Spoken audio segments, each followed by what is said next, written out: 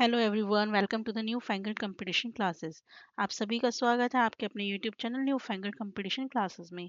दोस्तों, आज की ये वीडियो हमारी बहुत ही इंपॉर्टेंट वीडियो होने वाली है, क्योंकि आज की वीडियो में हम सीटेट सीडीपी पेपर 2 का सबसे लेटेस्ट पेपर डिस्कस करने वाले हैं। आज हम देखेंगे 1 मार्च 2026 के अंदर आया हुआ पेपर किस तरीके से पूछा गया था। साथ में हम उसको बेटा सॉल्व करेंगे पूरी अंडरस्टैंडिंग के साथ। तो यदि आप सीटेट पेपर 2 के लिए प्रिपेयर कर रहे हैं तो आप हमारे चैनल से जुड़ सकते हैं। हमारे चैनल से जुड़ने के लिए सब्सक्राइब के बटन को दबाइएगा। और अगर वीडियो अच्छी लगे तो चैनल को लाइक कीजिए, वीडियो को लाइक कीजिएगा। ठीक है, कोई इश्यू होता है तो कमेंट बॉक्स में आप पूछ सकते हैं। सो बेटा, आज का जो पेपर है वो मैं आपको ऑलरेडी बता चुकी हूँ, वो है 1 मार्च 2026 का पेपर। सबसे जो लेटेस्ट पेपर है हम उसे सॉल्व करने वाले हैं। ठीक है, चलिए देखते हैं बेटा क्वेश्चंस किस तरीके से आए हुए हैं हमारे लेटेस्ट पेपर में। An effective strategy for solving ill-defined problem. Ill-defined मतलब वो प्रॉब्लम्स बेटा जो हमें पूरी तरीके से क्लियर नहीं है कि किस तरीके से सॉल्व करी जाएगी। मतलब प्रॉब्लम हमें पूरी तरीके से समझा नहीं रखी कि प्रॉब्लम एग्जैक्टली क्या है। तो ऐसी ऐसे कंडीशंस में हम क्या करते हैं, हम हमेशा प्रॉब्लम को ब्रेक डाउन करके देखते हैं कि एग्जैक्टली प्रॉब्लम क्या है। ठीक है, तो देखिए, फोकसिंग ऑन फंक्शनल फिक्सिटेंस। फिक्सिटनेस एक हमारा नेगेटिव टर्म होता है सॉल्व प्रॉब्लम सॉल्विंग स्ट्रेटेजी के अंदर। रीजन बीइंग, फंक्शनल फिक्सिटनेस क्या कहती है, ये कहती है कि हम जिस चीज को जैसे करते आए हैं हम उसको वैसे ही करेंगे, हम उसका कोई दूसरे तरीके से यूज नहीं करेंगे। फॉर एग्जाम्पल, जैसे मान लीजिए एक कॉइन है। हमें पता है कि जो कॉइन होता है वो एक करेंसी की तरह यूज होता है। ठीक है, अब बहुत से लोग ये कहेंगे कि हम तो मैम करेंसी की तरह ही उसे यूज करेंगे, लेकिन उसका एक यूज और हो सकता है कॉइन का। वो क्या हो सकता है कि अगर आपको बेटा जो हमारे स्क्रूज होते हैं उन्हें लूज करना हो तो हम कॉइन से स्क्रू भी लूज कर सकते हैं। सो फंक्शनल फिक्सडनेस उस पार्ट को देखना ही नहीं चाहेगा कि इसका कुछ और यूज भी होता है। तो इसलिए फंक्शनल फिक्सिडनेस हमेशा प्रॉब्लम सॉल्विंग के अंदर एक बैरियर का काम करता है, याद रखेंगे। नेक्स्ट आता है means and analysis. Means and analysis का मतलब क्या होता है, कॉम्प्लेक्स प्रॉब्लम को छोटे छोटे प्रॉब्लम्स के अंदर ब्रेक डाउन करना और फिर उसके लिए एक प्रॉपर सॉल्यूशन तैयार करना। जब हमारी प्रॉब्लम इल डिफाइंड होती है, यानी कि प्रॉपरली डिफाइंड नहीं होती, तो उस केस में बेटा हमारा जो बेस्ट अप्रोच होता है वो मीन्स एंड एनालिसिस का होता है। क्योंकि हम क्या करते हैं, एक बड़ी सी प्रॉब्लम को या एक इल डिफाइंड प्रॉब्लम को छोटे छोटे प्रॉब्लम्स में ब्रेक करते हैं, फिर उनके सॉल्यूशन को ढूंढने की कोशिश करते हैं। इस तरीके से हमें पूरी प्रॉब्लम का बेटा सोल्यूशन मिल जाता है। रोटे हमेशा नेगेटिव आपका रहता है, आप सभी को पता है। एल्गोरिथम बेटा जब हमारे पास अच्छे से प्रॉब्लम डिफाइंड हो, उस केस के अंदर एल्गोरिथम अच्छा रहता है। लेकिन यहाँ पे इल डिफाइंड प्रॉब्लम है, इसलिए हमारा जो बेस्ट ऑप्शन है वो क्या रहेगा, मीन्स एंड एनालिसिस। ठीक है, चलिए नेक्स्ट क्वेश्चन देखते हैं। नेक्स्ट क्वेश्चन क्या कहता है, which of the following set of qualities characterise critical thinking. ये कहते हैं कि इनमें से बेटा कौन सी क्वालिटीज हैं जो हमारी क्रिटिकल थिंकिंग के अंदर हमारी आती हैं। ठीक है, एबिलिटी टू क्वेश्चन। ठीक है, ability to self respect, self reflect. देखिए, सेल्फ रिफ्लेक्ट एक बहुत ही पॉजिटिव वर्ड होता है। इसमें क्या होता है कि बच्चा जो भी काम कर रहा होता है ना, वो उसके बारे में सोचता है, उसे एनालाइज करता है। Ability to test previously held assumptions, जो हमारे पहले से एजम्पशंस किए गए हैं उनको टेस्ट करने की एबिलिटी, ये भी बेटा पॉजिटिव है। ठीक है, एबिलिटी टू थिंक कन्वर्जेंटली। अब देखिए, दो चीजें आ रही हैं यहाँ पे, ability to question and ability to convergently. ठीक है, तो आप पहले तो ये देख लीजिए सेकंड और थर्ड कहाँ पर है, उन्हीं में से फिर हम चूज करेंगे। सेकंड और थर्ड बेटा मुझे ऑप्शन नंबर 2 में मिल रहा है और ऑप्शन नंबर 3 में मिल रहा है।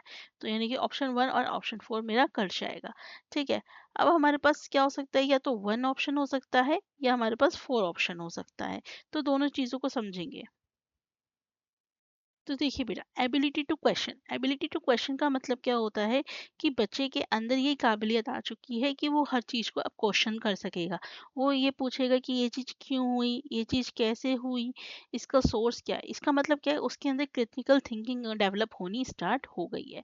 ठीक है, क्रिटिकल थिंकिंग बेटा कन्वर्जेंटली नहीं डाइवर्जेंटली डिपेंड करती है। डाइवर्जेंट थिंकिंग हमारी क्रिटिकल थिंकिंग पे आती है, याद रखेंगे। तो हमारे बेटा इसका बेस्ट ऑप्शन जो होगा, आंसर सही होगा 1 3 फर्स्ट सेकंड थर्ड, यानी कि option number 3 will be my right answer. Next question की तरफ चलते हैं, देखते हैं नेक्स्ट क्वेश्चन क्या कहता है। Which of the following statement about the role of heredity and environment in the development of a child is correct. तो बेटा आप सभी को पता है कि एक चाइल्ड के डेवलपमेंट में दोनों का ही अपना बहुत ही महत्वपूर्ण रोल होता है। जितना हमारा हेरिडिटी काम करती है बेटा, उतना ही इम्पोर्टेंट हमारा एनवायरनमेंट होता है। दोनों के बीच में क्या होता है बेटा, मल्टीप्लाई का साइन होता है। अगर एक चीज की एब्सेंस होगी तो सभी चीज की एब्सेंस हो जाती है, यानी कि डेवलपमेंट जीरो हो जाता है। ठीक है, ये अलोन काम नहीं करती, दोनों का एक साथ काम करना जरूरी है। ठीक है, अब देखते हैं, कहते हैं while heredity contributes in unfolding the child characteristic traits, the entirety of a child development, ये कहते हैं सोलोली एनवायरनमेंट पे ही बेस्ड होता है। नहीं बेटा, दोनों पे बेस्ड होता है। हेरिडिटी प्रोवाइड करती है जेनेटिक ब्लूप्रिंट एक इंडिविजुअल डेवलपमेंट के लिए, और जो एक्सप्रेशन होता है उस जीन्स का वो इन्फ्लुएंस्ड होता है एनवायरमेंटल फैक्टर से। ठीक है, ये कहते हैं हेरिडिटी और एनवायरनमेंट 50% कॉन्ट्रीब्यूट। देखिए, ये हम नहीं कह सकते कि कंट्रीब्यूशन किसका ज़्यादा होगा, लेकिन होता दोनों का कंट्रीब्यूशन है, तो ये भी नेगेटिव है। ठीक है, ये नेक्स्ट कहते हैं dispositions are linked with the environmental factor but actual development heredity के बेस पे होता है, ये भी गलत है। मतलब बेसिकली इसमें कहते हैं कि हेरिडिटी ही सब कुछ है। तो इसका सही आंसर क्या होगा कि हेरिडिटी हमारे को एक जेनेटिक ब्लूप्रिंट देती है कि इंडिविजुअल का डेवलपमेंट कैसा होगा, लेकिन उस जीन्स का इन्फ्लुएंस सबसे ज्यादा किससे पड़ता है, एनवायरमेंटल फैक्टर से पड़ता है।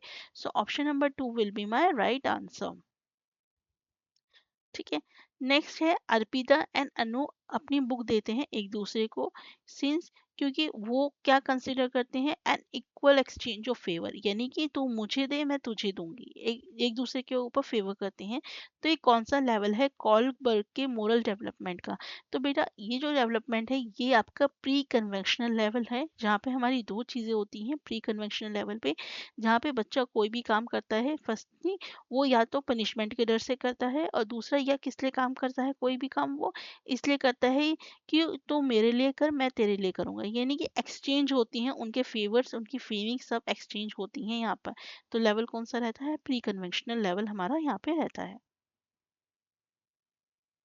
चलिए बेटा नेक्स्ट क्वेश्चन की तरफ चलते हैं, देखते हैं नेक्स्ट क्वेश्चन में क्या बोला गया है। नेक्स्ट क्वेश्चन में बोला गया है, अगेन एजर्शन रीजन का क्वेश्चन है बेटा। Assertion बोला गया है when unable to make meaning, efficient readers slow down, reread the text clarifying confusion before continuing further। क्या होता है कि जब कोई रीडर होता है, एक इफिशिएंट रीडर को पढ़ते टाइम अगर उसे कोई चीज़ समझ में नहीं आ रही, तो वो क्या करता है, वो धीरे हो जाता है, स्लो डाउन होता है, और उस कंटेंट को वो फिर दोबारा से पढ़ता है। ठीक है, ताकि उसका जो कंफ्यूजन है वो क्लैरिफाई हो आगे बढ़ने से पहले। ठीक है, Meta cognition hinders the process of meaning making. अब देखिए, सबसे पहले वर्ड आया मेटा कॉग्निशन। पहले देखो ये बात तो सही है, असर्शन तो बिल्कुल सही है कि मेक, अगर हम किसी सेंटेंस का मीनिंग नहीं बना पा रहे हैं, हम उसके बारे में नहीं सोच पा रहे हैं, तो एक अच्छा रीडर क्या करेगा, वो स्लो डाउन हो जाएगा, फिर से टेक्स्ट को पढ़ेगा, क्लैरिफाई करेगा आगे बढ़ने से पहले। तो ये बात तो आपका क्या है, ट्रू है। इन्होंने कहा है मेटा कॉग्निशन हिंडर करता है मीनिंग मेकिंग के प्रोसेस को। ये हिंडर नहीं करता बल्कि फैसिलिटेट करता है, यानी कि हेल्पफुल करता है। मेटा कॉग्निशन होता है क्या है, thinking about your on thinking. Meta cognition मतलब क्या है, थिंकिंग अबाउट योर ओन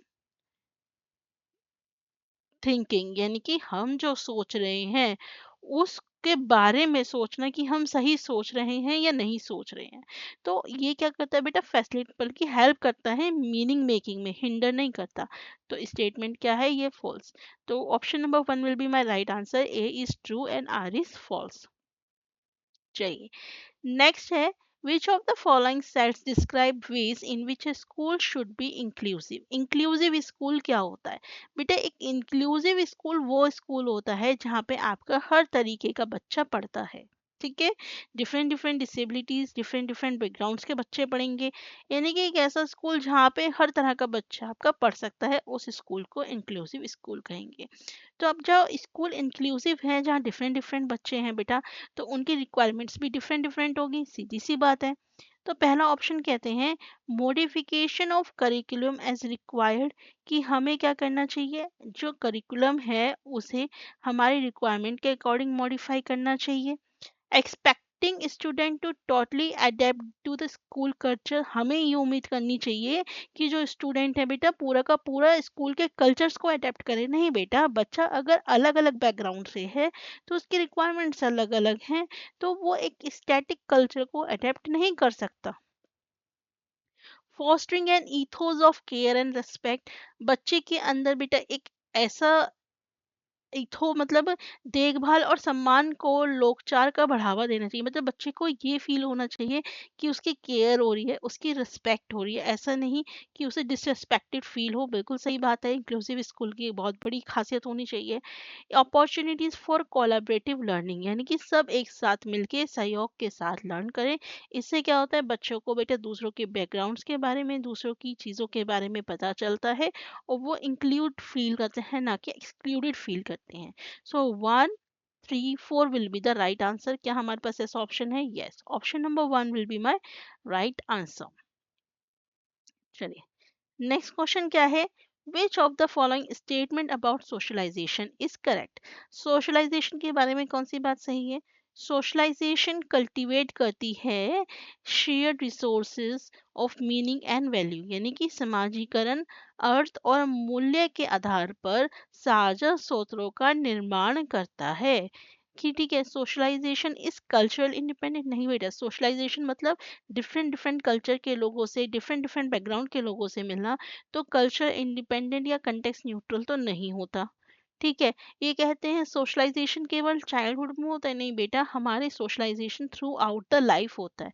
जब तक हम जीवित हैं, हम अपने समाज के लोगों से, हम अपने आसपास के लोगों से जीवन भर क्या करते हैं, इंटरेक्ट करते हैं। Norms and beliefs can not be acquired through socialisation process. बेटा, नॉर्म्स और बिलीव्स जो हैं वो सोशलाइजेशन के प्रोसेस से ही आपके आते हैं। आप आधे से ज़्यादा चीज़ें जो होते हैं ना, अपनी सोसाइटी में रहकर ही सीखते हैं। तो ये भी गलत है। तो आंसर क्या है इसका? सोशलाइजेशन क्या करता है, कल्टीवेट करता है कि आप अपने सोर्सेज को, शेयर्ड सोर्सेज जो हैं उनकी मीनिंग है और वैल्यूज को कल्टीवेट करें। ठीक है, तो option number 1 will be the right answer. Role of a teacher in reciprocal teaching is characterised by. सबसे पहले बेटा यहाँ समझना जरूरी है कि रेसिप्रोकल टीचिंग होती क्या है। सो गाइस, रेसिप्रोकल टीचिंग वो टीचिंग होती है जहाँ पे स्टूडेंट क्या होता है, ग्रेजुअली एक टीचर की रिस्पॉन्सिबिलिटी निभाने लगता है। ठीक है, यानी कि स्टूडेंट हमारा टीचर बन जाता है, वो रेसिप्रोकल टीचिंग होती है। फिर वो वही चीज़ें करता है जो एक टीचर करता है। तो अब कहते हैं कि जो रोल होता है टीचर का, वो रेसिप्रोकल टीचिंग में क्या होता है, a shift from being a support and guide towards gradual release of responsibility to the student. बिल्कुल सही बात है, एक शिफ्ट जहाँ पे वो एक सपोर्ट और गाइड से किसकी तरफ शिफ्ट होते हैं बेटा, ग्रेजुअल रिलीज करते हैं रिस्पॉन्सिबिलिटी स्टूडेंट्स को। ये बात तो बिल्कुल सही है। Being a मियर recipient of the suggestion given by students, नहीं बेटा, रेसिप्रोकल टीचर में, टीचिंग में टीचर सिर्फ जो स्टूडेंट्स के सजेशन है सिर्फ उसको सुनता नहीं है। The position of dominance and sole authority to disseminate the information of student, ये कहते हैं विद्यार्थी को जानकारी देने के लिए प्रभुत्व बनना और एकमात्र अधिकारी होना, नहीं बेटा, उसकी जो पोजीशन है वो ऑब्जर्वर की रहती है पूरे प्रोसेस में। नहीं, क्या होता है, पहला टीचर स्टार्ट करता है चीज़ों को, धीरे धीरे धीरे धीरे करके एक स्टूडेंट अपने फिर ग्रुप को क्या करता है, लीड करता है, और वो स्टूडेंट एक टीचर की तरह एक्ट करता है। So option number 1 will be the right answer. Next question है, an assessment approach aiming to support students learning is characterised by. एक असेसमेंट जो अप्रोच होता है, असेसमेंट जो किया जाता है, उसका एम क्या है, aiming to support students learning, जिसका एम सपोर्ट करना है स्टूडेंट की लर्निंग को, उसको हम कैसे करेक्टराइज कर सकते हैं? Consideration of method of solving the problem along with the outcome, focus on increases only while ignoring the process and endeavor, exam done at the end of the year through objective type questions, evaluation and marking based on the देखिए, evaluation marking standardized quiz based test तो हो ही नहीं सकता, exams and में नहीं हो सकते। ठीक है, अब यहाँ दो चीजें, सिर्फ इनएक्यूरेसीज पे काम करना, बल्कि प्रोसेस और एंडेवर्स को इग्नोर करना नहीं बेटा। एक असेसमेंट का जो अप्रोच होता है वो क्या कहता है कि हम जो मेथड है सॉल्व करने के प्रॉब्लम को उसको कंसिडर करें अलोंग विद द आउटकम्स कि उनके आउटकम्स क्या निकल रहे हैं। असेसमेंट क्यों किया जाता है? असेसमेंट इसलिए किया जाता है ताकि हम ये जान सकें कि बच्चा कहाँ पे लैग कर रहा है और फिर उसके अकॉर्डिंग अपनी मेथड्स जो टीचिंग मेथड्स हैं उसके अंदर चेंजेस लाएं ताकि एक अच्छे आउटकम्स हमें मिल सके। असेसमेंट जो होता है बेटा, थ्रू आउट द असेसमेंट जो होता है फॉर्मेटिव असेसमेंट होता है वो सबसे बेस्ट माना जाता है। नेक्स्ट क्वेश्चन है which of the following is an effective strategy of emotional regulation. अगर कोई इंसान इमोशनली बहुत बहुत ज़्यादा इमोशंस में है तो उसको रेगुलेट करने का सबसे अच्छा तरीका क्या होता है? हमेशा याद रखिए बेटा, जब इमोशंस बहुत ज़्यादा हाई होते हैं तो उसका सबसे अच्छा तरीका होता है कि उसे हम सही जगह पे यूज़ करें, उसे हम किसी क्रिएटिव चीज़ में यूज़ करें, सोर्स ऑफ इंस्पिरेशन बने। अपने इमोशंस को चैनलाइज करना पड़ता है ताकि वो सोर्स ऑफ इंस्पिरेशन बने, क्रिएटिव एंडेवर। मतलब हमें बेसिकली क्या है, अपनी जो इमोशंस हैं उसे एक अच्छी चीज पे लगाना चाहिए, ना कि गलत चीज पे। सो option number one will be the right answer. Next है लर्निंग अबाउट अ कंसेप्ट या कैटेगरी इज इजियर इफ। ये कहते हैं किसी भी कंसेप्ट या कैटेगरी के बारे में लर्न करना आसान होता है अगर प्रीवियस नॉलेज हमारी एक्टिवेट नहीं होगी। बट अगर हमें प्रीवियस नॉलेज एक्टिवेट ही नहीं होगी तो हम समझ ही नहीं पाएंगे कि क्या हो रहा है। Concept represented in abstract and complex way. अगर बेटा मैंने एब्स्ट्रैक्ट और कॉम्प्लेक्स तरीके से कोई चीज़ दे दी तो क्या आप समझ पाओगे? नहीं। Familiar examples are provided by introducing the concept. बिल्कुल सही बात है बेटा, जब हम किसी भी कंसेप्ट के बारे में पढ़ा रहे हैं तो सबसे अच्छा अप्रोच क्या होता है कि एक तो वो आपका प्रीवियस नॉलेज से कनेक्टेड होना चाहिए और दूसरा हम ऐसे एग्जाम्पल से समझाएं जो आपकी लाइफ से फैमिलियर हो ताकि आप उस चीज़ को इजीली समझ सकें। नेक्स्ट क्वेश्चन देखते हैं क्या बोला गया। सो गाइस आपका क्वेश्चन में बोला गया है अकॉर्डिंग टू द जीन पियाजे what is the role of symbolic thought in the cognitive development. Cognitive development में सिंबॉलिक थॉट का क्या रोल होता है जीन पियाजे के अकॉर्डिंग? तो बेटा सिंबॉलिक थॉट होता है क्या है? सिंबॉलिक थॉट वो एबिलिटी होती है जहाँ पे बच्चा क्या करता है, चीज़ों को बेटा सिंबल्स को आपका क्या रिलेट कर पाता है ऑब्जेक्ट के साथ जो चीज़ हमारी प्रेजेंट नहीं है फिजिकली रूम में। फॉर एग्जाम्पल आपने मैंने बोला वर्ड मिल्क, तो मिल्क आपके फौरन माइंड में आ जाएगा कि हाँ मिल्क वो होता है। मिल्क आपके सामने प्रेजेंट नहीं है तब भी आप मिल्क के बारे में सोच पा रहे हो। तो सिंबॉलिक चीज जब हमारे अंदर सिंबॉलिक थॉट्स आने लगते हैं तो हम बेटा चीज़ों को ज़्यादा अच्छे से एनालाइज कर पाते हैं, हमारे अंदर एब्स्ट्रैक्ट थिंकिंग आने लगती है, हम चीज़ों को और अच्छे से समझ पाते हैं, कॉम्प्लेक्स प्रॉब्लम को समझ पाते हैं। तो इन्होंने बोला है symbolic thought develops after cognitive development is complete. कि कॉग्निटिव डेवलपमेंट पूरा होने के बाद सिंबॉलिक थॉट आता है क्या? नेक्स्ट बोला इन्होंने symbolic thought impact cognitive development only in children with the language delays. ये कहते हैं सिंबॉलिक थॉट का असर कॉग्निटिव डेवलपमेंट में सिर्फ उन्हीं बच्चों पे होता है जिनकी भाषा में डिले होता है। ऐसा भी नहीं है बेटा। Symbolic thought causes mental confusion and hinders cognitive development. Symbolic thought बेटा मेंटल कंफ्यूजन नहीं करता बल्कि और क्लैरिटी लाता है, एब्स्ट्रैक्ट थिंकिंग को बढ़ावा देता है और कॉग्निटिव डेवलपमेंट में हेल्प करता है। Symbolic thought facilitates cognitive development by allowing for mental processes like problem solving। Symbolic thought क्या करता है बेटा, cognitive development में help करता है और allow करता है mental processes जैसे कि problem को solve करना। अब हम उन चीज़ों को solve कर पाएंगे, उन problems को solve कर पाएंगे जो हमारे सामने present नहीं है, मतलब जिनको हम physically नहीं देख सकते, हम उन चीज़ों को solve कर सकते हैं, problems को solve कर सकते हैं।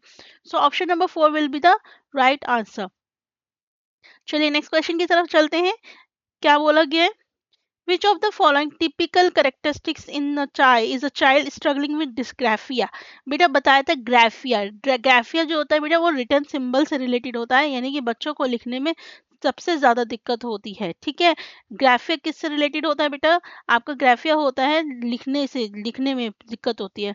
तो क्या आएगा बेटा? Slow in written work, make poorly from letters, difficulty coping from black board. यानी कि अच्छे से नहीं लिख पाते हैं, अच्छे से लेटर फॉर्म नहीं कर पाते हैं, ब्लैक बोर्ड से कॉपी करने में भी इन्हें क्या होती है, दिक्कत होती है।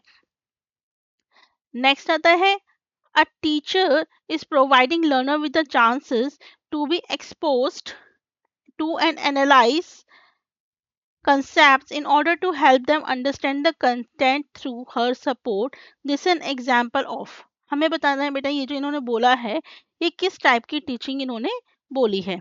तो देखिए सबसे पहले आता है एक्सपोजिटरी टीचिंग। जो एक्सपोजिटरी टीचिंग होती है बेटा वो टीचर सेंटर होती है, जहाँ पे इंस्ट्रक्टर क्या करता है बेटा, आपका टीचर क्या करता है, बच्चों को रूल्स रेगुलेशन सब्जेक्ट कंसेप्ट सब पढ़ाता है। ठीक है, यहाँ पे मतलब टीचर कर रहा है जो काम कर रहा है, जो आजकल स्कूल्स में होता भी है। लेकिन क्वेश्चन में क्या कर रहा है, यहाँ पे टीचर क्या कर रहा है, लर्नर्स को एक चांस दे रहा है कि वो अपने जो कंसेप्ट्स हैं खुद एक्सपोज करें, एनालाइज करें, और उनको मतलब वो सब करने में हेल्प दे रहा है। तो ऐसी टीचिंग को बोलते हैं बेटा गाइडेड डिस्कवरी। क्या बोलते हैं, गाइडेड डिस्कवरी, यानी कि टीचर क्या कर रहा है, गाइडेंस देने का काम कर रहा है, लेकिन काम कौन कर रहे हैं, लर्नर्स कर रहे हैं। ठीक है, नेक्स्ट क्वेश्चन की तरफ चलते हैं, देखते हैं नेक्स्ट क्वेश्चन में क्या बोला गया है। Which of the following statement is correct about gender development in contemporary times. Contemporary times के समय में बेटा आपका जेंडर डेवलपमेंट के बारे में कौन सा स्टेटमेंट सही है। जेंडर और जेंडर की दो वर्ड होते हैं बेटा, जेंडर एक वर्ड होता है, जेंडर एक वर्ड होता है सेक्स। सेक्स डिटरमाइन करता है बेटा बायोलॉजिकल बेसिस पे कि ये मेल है या फीमेल है, लेकिन जेंडर है ये हमारा सोसाइटी बनाती है। जेंडर कौन बनाती है, society, on the basis of हम जो काम कर रहे हैं, on the basis of work.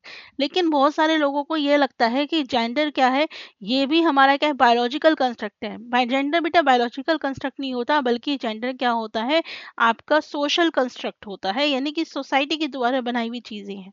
ठीक है, तो ये कहते हैं कि जेंडर प्योरली और सोलली इंडिविजुअल के बर्थ से डिसाइड होता है, नहीं बेटा वो सेक्स डिसाइड होता है, ना कि gender. Gender exist on the binary concept, gender exist करता है बाइनरी कंसेप्ट, या तो मेल होगा या फीमेल, ऐसा भी नहीं होता बेटा।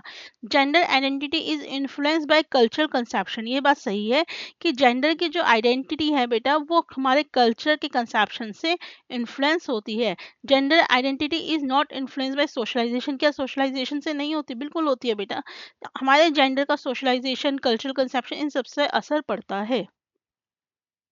नेक्स्ट क्वेश्चन है which of the following hinders problem solving. Problem solving में बेटा हिंडर का काम कौन करता है, मतलब प्रॉब्लम को सॉल्व नहीं होने देता, मतलब काम नहीं करता, हम प्रॉब्लम सॉल्व नहीं कर पा रहे हैं, लार्ज प्रॉब्लम्स को छोटे छोटे मैनेजेबल प्रॉब्लम में करना, ये तो बेटा प्रॉब्लम सॉल्विंग का एक बहुत ही अच्छा कंसेप्ट है। फिक्सेटिंग ऑन अ सिंगल ट्रेड, ये कहते हैं कि आप एक ही ट्रेड पे आप फिक्स हो जाओ कि हमें ऐसे ही सॉल्व करना है, तो बेटा ये आपके प्रॉब्लम सॉल्विंग में हेल्प नहीं करेगा। तो हिंडर कौन करेगा, यही प्रॉब्लम करेगा।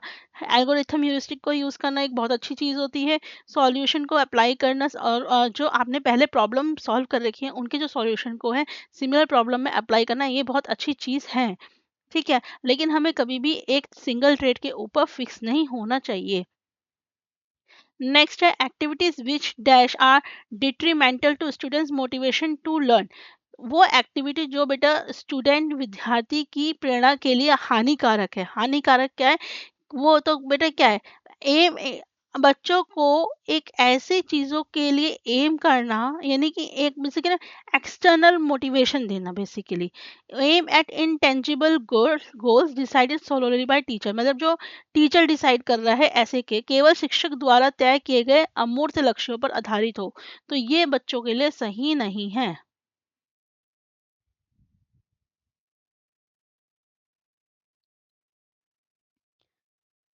Following Lev Vygotsky ideas on learning a teacher should.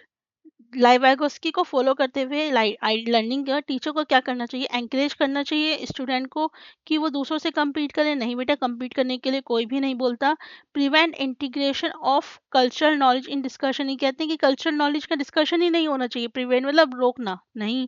Capitalise on dialogues and group learning during activities, dialogue और ग्रुप लर्निंग पे ध्यान देना एक्टिविटीज के टाइम, ये अच्छी चीज़ है।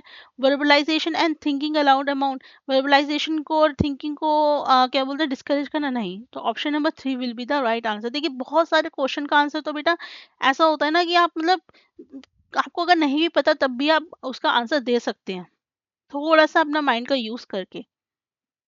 ठीक है, जीन पियाजे किस चीज को बेटा इंपॉर्टेंस देते हैं डेवलपमेंट और लर्निंग में? एग्जाम सेंट्रिक पेडोलॉजी बिल्कुल भी नहीं। Conditioning of behaviour no. Cultural tool बेटा लेवाइगोस्की यूज करते हैं चिल्ड्रन की मैचुरेशन को और उनकी रेडीनेस कि वो लर्न करने के लिए रेडी हैं या नहीं है। नेक्स्ट क्वेश्चन है एजर्शन रीजन का है। एक टीचर को बेटा इंश्योर करना चाहिए कि बच्चे को एनफ टाइम मिले, वेट टाइम मिले जब टीचर क्या करता है बेटा कोई क्वेश्चन पूछता है। तो बिल्कुल सही बात है ये। Diversity is an asset not an obstacle, ये बात भी बिल्कुल सही है कि जो डाइवर्सिटी होती है वो क्या है बेटा, वो एक अपॉर्चुनिटी है, वो एक एसेट है, ना कि ऑब्स्टेकल है। क्योंकि जब डाइवर्सिटी होगी तो बेटा हमें डिफरेंट डिफरेंट लोगों के साथ आपका एक्सप्लोर करने का मौका मिलेगा। ठीक है, और जब एक्सप्लोर करने का मौका मिलेगा तो हमारी जो नॉलेज है वो भी आपकी बढ़ेगी। तो बेटा ये स्टेटमेंट अपने आप में सही है, लेकिन ये इसको बेटा कहीं से कहीं तक क्लैरिफाई नहीं कर रहा। तो both are true but R मेरा एक्सप्लेनेशन नहीं है एक। नेक्स्ट है अगेन एजर्शन रीजन का क्वेश्चन है children learn most effectively when they are criticised frequently for them. अगर हम बेटा किसी बच्चे को बार बार उसकी मिस्टेक के लिए क्रिटिसाइज करेंगे तो क्या वो अच्छे से लर्न करेगा? बिल्कुल भी नहीं करेगा। नेक्स्ट है frequent criticism make the children self reliant which helps in improving there academic performance. बिल्कुल भी नहीं बेटा। अगर हम बच्चे को बार बार क्रिटिसाइज करेंगे ना तो वो सेल्फ रिलायंट भी नहीं बनेगा और बेटा वो बहुत एग्रेसिव हो जाएगा, इवन उसके एकेडमिक परफॉर्मेंस में कोई इंप्रूवमेंट देखने को नहीं मिलेगी। सो दोनों ही स्टेटमेंट क्या है? फॉल्स। नेक्स्ट क्वेश्चन है inclusion of student belonging to disadvantage background requires. अगर हम ऐसे स्टूडेंट्स को इंक्लूड करते हैं जो कि डिसएडवांटेज बैकग्राउंड से बिलोंग करते हैं तो उसके लिए क्या चाहिए? आइडेंटिटी बेस्ड सेग्रीगेशन, सेग्रीगेट तो बेटा हमें करना ही नहीं है स्टूडेंट को। स्टैंडर्डाइज कैरिकुलम नेगेटिव वर्ड है बेटा, सारे जब हम इंकल्जन करते हैं तो स्टैंडर्डाइज कैरिकुलम नहीं होता। एग्जाम सेंटर पेडोलॉजी नहीं होनी चाहिए, नहीं कि हम एग्जाम को ध्यान में रखते हुए करें, तो सब नेगेटिव वर्ड है बेटा। ओनली पॉजिटिव वर्ड क्या है? So consideration of socio cultural diversity, हम सोशियो कल्चरल डाइवर्सिटी को कंसिडर करके चले। नेक्स्ट है contemporary theorist believe that childhood is. जो बेटा समकालीन सिद्धांतकारों का मानना है कि बचपन वो स्टेज है जो कि एडल्टहुड का वेट करती है, या वो स्टेज है जिसमें बेटा प्योरिटी होती है, गुडनेस होती है, ट्रांजिशनल स्टेज है, या वेरिएबल और डायनेमिक होती है। तो बेटा चाइल्डहुड वो स्टेज होती है जहाँ पे क्या होता है, आपका देवतत्व होता है, पवित्रता होती है, अच्छाई होती है। Option number 2। नेक्स्ट क्वेश्चन है एक middle school language art teacher select करता है स्टोरीज क्लिपिंग्स न्यूज़पेपर से, मैगजीन से, जो पोर्ट्रे कर रहे हैं मैन और वुमेन को नॉन ट्रेडिशनल रोल्स में। नॉन ट्रेडिशनल मतलब जैसे कि घर का काम लेडीज ना करके जेंट्स कर रहे हैं, बाहर का काम लेडीज कर रहे हैं, तो this is non traditional role. True. Counting prevalent gender stereotype, ऐसा क्यों किया जा रहा है? ताकि जो हमारे पहले से चले जेंडर स्टीरियोटाइप्स हैं उनको क्या कर सके, काउंटर कर सकें बाय प्रेजेंटिंग अदर मॉडल्स को प्रेजेंट करके इफेक्टिव वे में, ताकि जो जेंडर बायसनेस है उस चीज से ओवरकम किया जा सके। तो ये स्टेटमेंट बिल्कुल सही है और बेटा एक्सप्लेनेशन भी सही है। So option number 4 will be the right answer. The process of bringing information stored in the memory to the current state is called। जब बेटा हम हमारी जो करंट मेमोरी के अंदर इंफॉर्मेशन स्टोर है, जब उसे हम वापस बुला के मतलब उसे वापस लेके आते हैं तो उसे हम क्या बोलते हैं? उसे हम बोलते हैं रिट्रीव करना। क्या बोलते हैं? रिट्रीव। डीके मतलब सड़ जाना, फॉरगेट मतलब भूल जाना, अटेंशन मतलब ध्यान देना। लेकिन हमें क्या है कि हमारे जो ऑलरेडी स्टोर है इंफॉर्मेशन उसको वापस अपनी मेमोरी में लेके आना, उसको बोलते हैं रिट्रीव करना। ठीक है, नेक्स्ट क्वेश्चन देखते हैं which of the following statement about the classroom assessment is correct. Classroom assessment के बारे में बेटा क्या चीज सही है?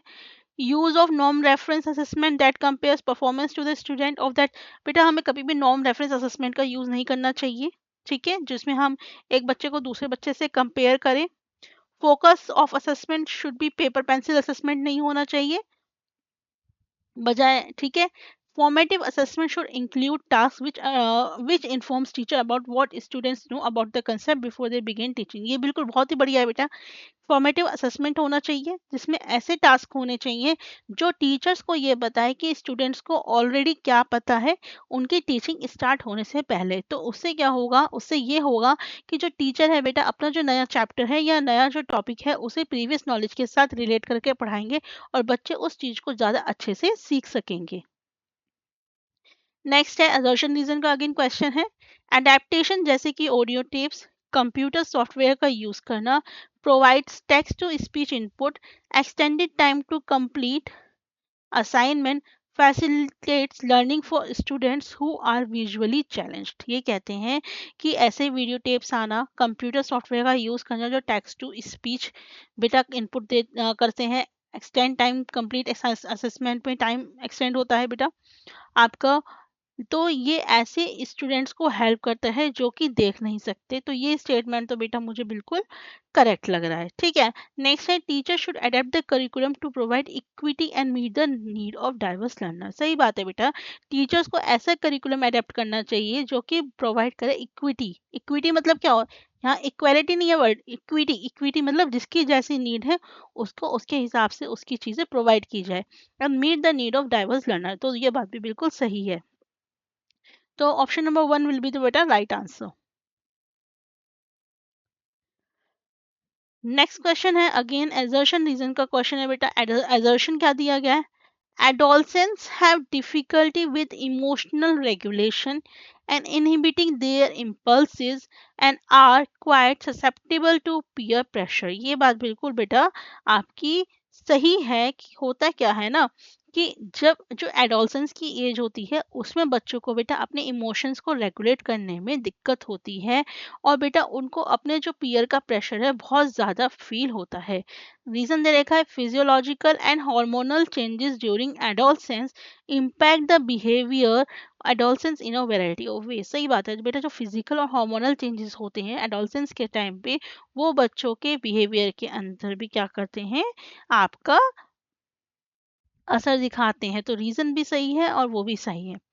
गिफ्टेड चिल्ड्रंस बेटा, गिफ्टेड चिल्ड्रन क्या करते हैं, सभी एकेडमिक में को करिकुलर एक्टिविटीज में एक्सेल करते हैं या उनके पास ज़्यादा कॉग्निटिव एबिलिटीज होती हैं, स्किल्स होती हैं सोशल कम्युनिकेशन की, जल्दी से डिस्ट्रैक्ट हो जाते हैं या एब्जॉर्ब करते हैं इन्फॉर्मेशन को क्विकली एंड एक्यूरेटली। तो इसका जो बेस्ट आंसर होगा बेटा वो ये होगा कि जो गिफ्टेड चिल्ड्रन होते हैं वो किसी भी इंफॉर्मेशन को जल्दी से और एक्यूरेटली क्या करते हैं, एब्जॉर्ब कर लेते हैं।